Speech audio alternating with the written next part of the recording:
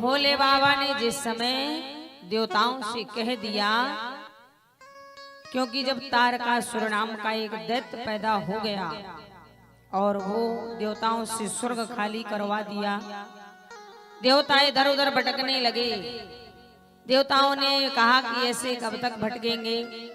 देवता सब मिल करके ब्रह्मा जी के पास पहुंचे। ब्रह्मा जी बोले, महाराज कब तक ऐसे भटकेंगे, कोई तो उपाय होगा, ये कैसे मरेगा। तब ब्रह्मा जी ने कहा, भोले बाबा विवाह करें और उनका बेटा पैदा हो, तब ये तारकासुर मरेगा। अब भोले बाबा तो समाधि में थे, फिर भी यहाँ महाराज कामदेव को भेजा। कामदेव जल के राख हुआ और अब यहाँ सारे 33 कोटि देवता खड़े हैं, पर कोई भी भोले बाबा के सामने नहीं जा रहा है। तब भगवान नारायण से कहा गया। भगवान नारायण गए और हाथ जोड़ के बोल पड़े कि अब बेनती मम सुनहु स्यो, जो मो पर निजने जाए विवाह शैल जही, यह मुहि मांगे दे। भगवान विष्णु ने कहा, हे भूतनाथ, हे देवों के देव महादेव भूत भावन शंकर भगवान,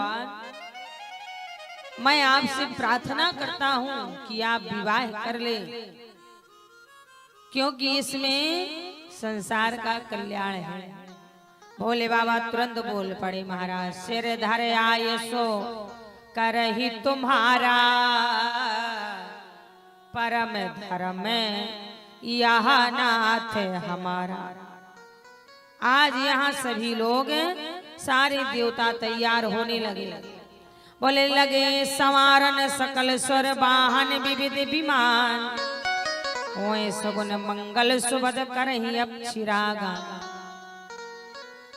जब किसी की बारात में जाना पड़ता है ना, तुम्हारे यहाँ से भी बारात जाती होगी कि आपके यहाँ भी वही नया फैशन वाला हो गया कि बिटिया वाला बारात लेके आता है। बोलो, वैसे हमें तो लगता है कि यहाँ नहीं होगा, पर आज के जमाने में बड़ा नया फैशन चला है। पहले लड़का बारात लेके आता था, अब बिटिया बारात लेके जाता। बोलो भाई, होता कि नहीं? सुना कि नहीं सुना है? पहले बिटिया को तेल हल्दी चढ़ जाता था, लगुन फलदान हो जाता था, तो बिटिया घर से नहीं निकलती थी। और अब बिटिया रात के 12 बजे ब्यूटी पार्लर से वो मुर्दा शंख लगा के आती है कि नहीं आती? पहले माँ बहन भाभी की साड़ी पहन करके ही बिटिया मंडप के नीचे आती थी, और अब तो हमारा पता नहीं वो कितनी जात का पहना हुआ लहंगा।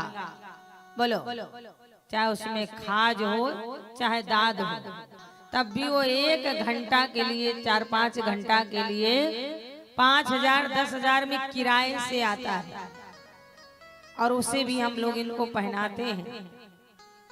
इसीलिए अपने घर की ही साड़ी पहनाना चाहिए। जब उसका नया जीवन हो रहा है, विवाह हो रहा है, नया गहना, बोलो क्या उसके ससुराल वाले भी पहनी साड़ी नहीं ला सकते?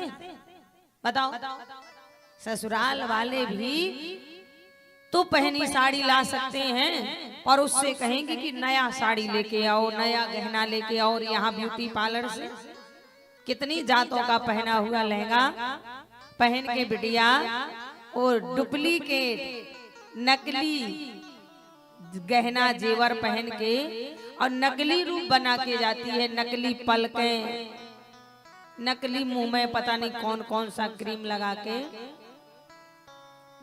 बरमाला को जाती है।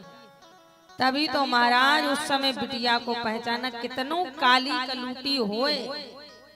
अब अगर ब्यूटी पार्लर चली जाए तो दुल्हा भी नहीं पहचान पाएगा कि ये मेरी दुल्हन है कि किसी और। इतना सुंदर वो लोग उसको बना देते हैं। बोलो, डुप्लीकेट ही तो बनाते हैं। एक बार 5 साल का बच्चा था और उसकी मम्मी ब्यूटी पार्लर चली।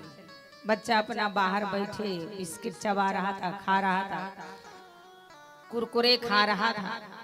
और जब वो 2 घंटे बाद उसकी मम्मी पार्लर से बाहर निकली और बच्चे से बोली चलो बेटा अब चलें। बच्चा बोला दीदी मैं आपके साथ नहीं जाऊंगा, मेरी मम्मी अंदर है, जब मम्मी आएगी तब जाऊंगा। मम्मी बोली कि मैं ही तेरी मम्मी हूँ। तो बोले मेरी मम्मी तो काली काली थी, आप तो गोरी गोरी हो, आप मेरी मम्मी कैसे हो सकती हो। तो कहने का भाव ये पार्लर वाली बड़ा नाम करती है महाराज, धन्यवाद है उनके लिए।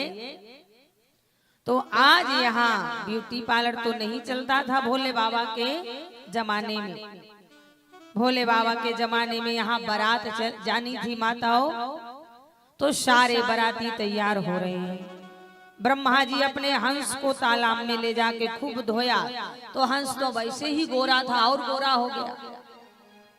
भगवान विष्णु ने अपने गरुण जी को धोया, वो भी अच्छा चमकने लगा। देवराज इंद्र ने अपने हाथी को धोया, तो हाथी भी चमकने लगा।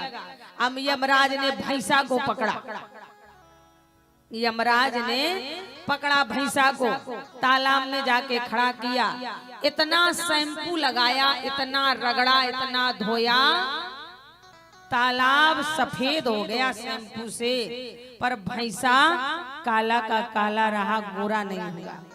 भैंसा बोला यमराज से, यमराज मेरा पीठ दर्द हो रहा है, तू चाहे फैक्ट्री शैम्पू की लगा दे, पर मैं काले से गोरा होने वाला नहीं हूँ। आज यहाँ महाराज भोले बाबा को भी तैयार कर रहे हैं। और भोले बाबा कैसे तैयार हो रहे हैं? बोलिए आनंद कंद भगवान की, बोलिए भूत भावन शंकर भगवान की।